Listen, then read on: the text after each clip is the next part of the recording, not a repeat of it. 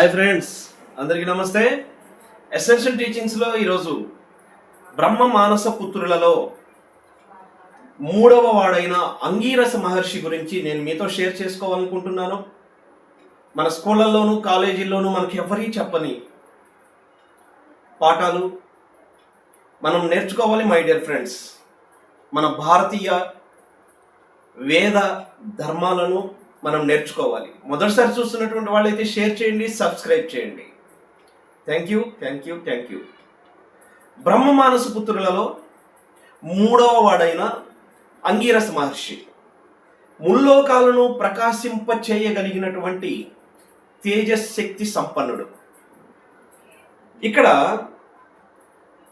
బ్రహ్మ యొక్క అంగీకారంతో, బ్రహ్మ అనుజ్ఞతో తపస్సు చేయడానికి బయలుదేరతాడు. ఆ తపస్సు చేయడం వలన సూర్యుని కంటే కూడా 3 రెట్లు ఎక్కువ తేజస్సుతో ఆయన నుండి కాంతి ఈ లోకానికి వెల్లడవుతూ ఉండేది.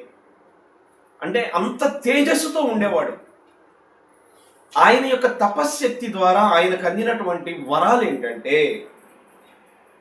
మహర్షిగా మారాడు, విజ్ఞాన విధిగా మారాడు, వివేక ఘనునిగా మారాడు, అనేకాలైనటువంటి వేద మంత్రాలకు ద్రష్టగా మారాడు, బహుముఖాలైనటువంటి ధర్మాలకు శాసకునిగా మారాడు మై డియర్ ఫ్రెండ్స్.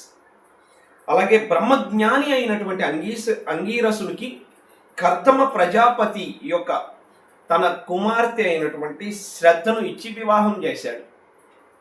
వారికి కొంతమంది పిల్లలు కలిగారు. ఇక్కడ కొంచెం లోతైనటువంటి విషయాలు మనం డిస్కస్ చేసుకుందాం. ఒకసారి అగ్నిహోత్రుడైనటువంటి సూర్యునికి దేవతల పైన కొన్ని కారణాల వల్ల కోపం వచ్చింది. తన విద్యుక్త ధర్మాలను వదిలివేసి అగ్నిహోత్రుడు ఏకాంతంలోకి వెళ్ళిపోయి తపస్సు చేసుకుంటూ ఉన్నాడు. అప్పుడు జరిగింది ఏంటంటే లోకమంతా కూడా కటిక చీకటి.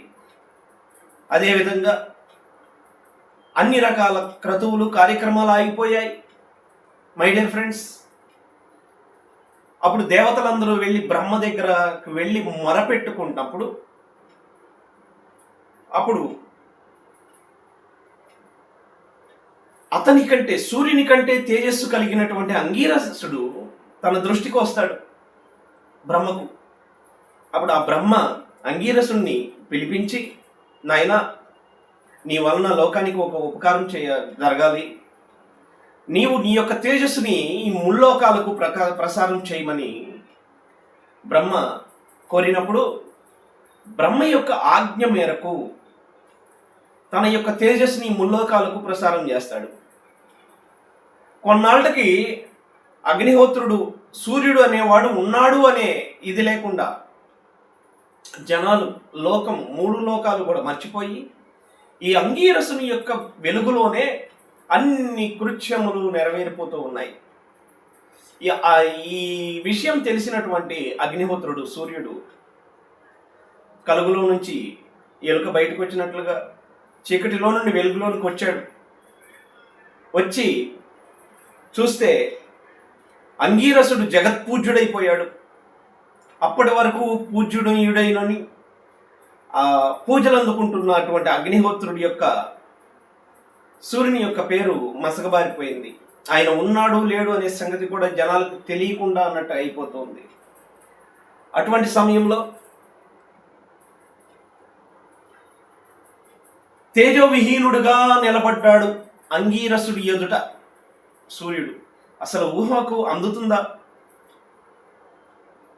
సూర్యుడు ఎంతో తేజస్సుతో ఉండే సూర్యుడే అంగీరసుని యొక్క తేజస్సు ముందు తేజోవిహీనుడుగా ఉన్నాడు అంటే చూడండి, తన ప్రభ కోల్పోయాడు, తన ప్రభను కోల్పోయాడు సూర్యుడు.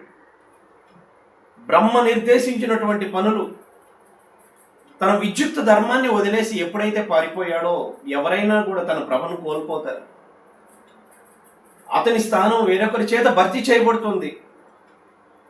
అదేవిధంగా ఇక్కడ అంగీరసుడు ఎంత వినయ విధేయ సంపన్నుడంటే చూడండి,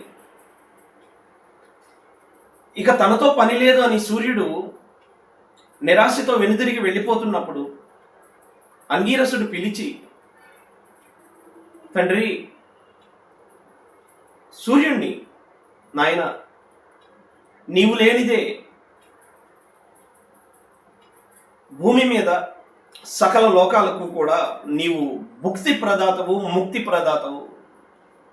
నీవు లేనిదే ఏ కృత్యములు జరగవు నాయన. నీ అవసరం చాలా ఉంది ఈ ముల్లోకాలకు.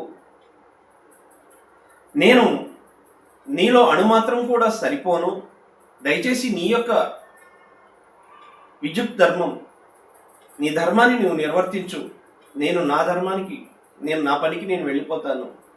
కేవలం నేను బ్రహ్మ యొక్క అనుమతితోనే వచ్చాను అని చెప్తే, అప్పుడు ఆ అగ్నిదేవుడు అంటాడు మహర్షితో, అంగీరస మహర్షితో, మహర్షి నీ తేజో ప్రభావం చేత నా ఊరు పేరులన్నీ నశించిపోయాయి.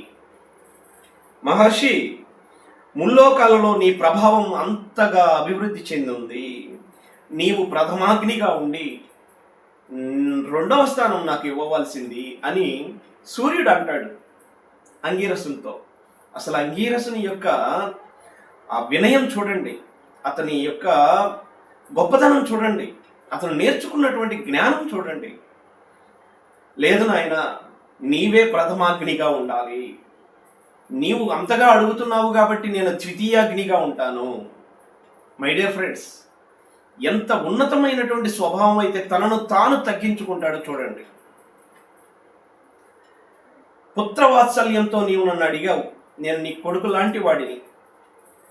నువ్వు అడిగావు కాబట్టి కనీసం నాకు రెండవ స్థానం ఇవ్వండి చాలు, అంతేకాని ప్రథమ స్థానం నీదే అని చెప్తే, అసలు ఆయన యొక్క వినయం, ఆయన యొక్క ఎదుటి వ్యక్తిని గౌరవించే స్వభావం ఈరోజు మానవుడిలో ప్రతి ఒక్కళ్ళు నేర్చుకోవాలి. ఒకటి సూర్యుడి నుంచి ఏం నేర్చుకోవాలి? తన విద్యుత్ ధర్మాన్ని, ఎవరో ఏదో అన్నారని తన పని తాను వదిలేసి వెళ్ళిపోవటం కాదు. అలాగే అవతల వ్యక్తి కంటే తాను గొప్ప అనే భావాన్ని అంగీరసుడు ఏనాడు చూపించలేదు. తను ఎంత ప్రభావవంతుడుగా ఉన్నా కూడా, తను ఎంత తేజవంతుడుగా ఉన్నా కూడా, ఎప్పుడు తనను తాను గౌరవించుకుంటేనే ఎదుటి వ్యక్తిని గౌరవిస్తూ ఉండే స్వభావం ఉండాలి.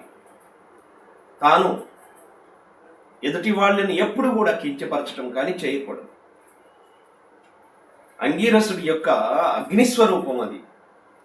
అంత అద్భుతమైనటువంటి మహర్షులను మీతో షేర్ చేసుకోవాలనుకుంటున్నాను. అసలు వారి నుంచి మనం పొందే ప్రతి జ్ఞానము కూడా రాబోయే తరాలకు అసెండింగ్ లెసన్స్ అవుతాయని నేను కోరుకుంటున్నాను. ఇవన్నీ భవిష్యత్తు తరాల్లో ఈ పుస్తకాలు ఉండొచ్చు, ఉండకపోవచ్చు. జ్ఞానం మాత్రం ఉండిపోతుంది. షేర్ చేయండి, సబ్స్క్రైబ్ చేయండి. Thank you.